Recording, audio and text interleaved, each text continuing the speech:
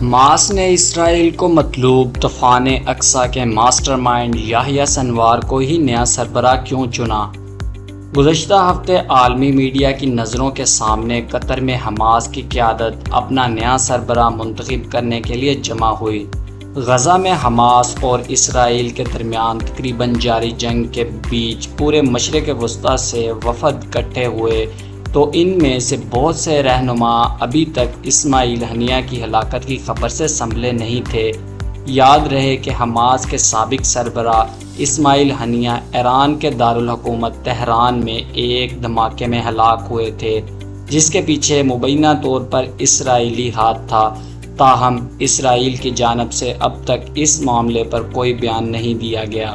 یہ واضح تھا کہ ان کا متبادل فوری طور پر منتخب کیا جانا ضروری ہے۔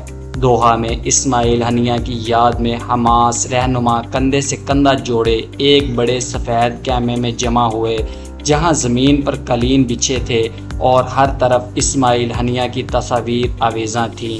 یہ صرف ایک تنظیمی تقریب نہیں تھی، بلکہ ایک عہدے کے اختتام اور ایک نئے اور شاید زیادہ شدت پسندانہ دور کے آغاز کا اعلان بھی تھا۔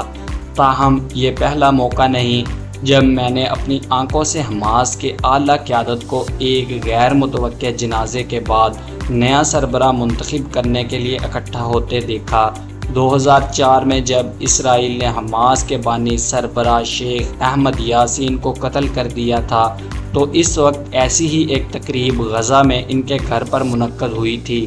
صرف ایک ہی ماہ بعد اسرائیل نے شیخ احمد یاسین کی جگہ لینے والے عبدالعزیز کو بھی ہلاک کر دیا، لیکن اس بار بند کمرے میں ہونے والی بات چیت میں حماس کی قیادت کو موجودہ دور کے بحران اور درپیش چیلنج کا خوبی ادراک ہے۔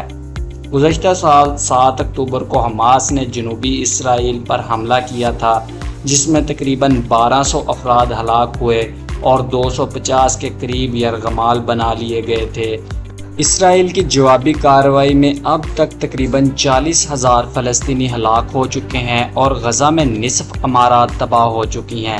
غزہ میں 2007 سے برسر اقتدار حماس کو بھی شدید نقصان اٹھانا پڑا ہے۔ 31 جولائی کو تہران میں اسماعیل ہنیہ کی ہلاکت، جیسے وہ ہمیشہ ایک محفوظ مقام سمجھتے تھے، تنظیم کے لیے ایک نقصان دہ جھٹکا ثابت ہوئی۔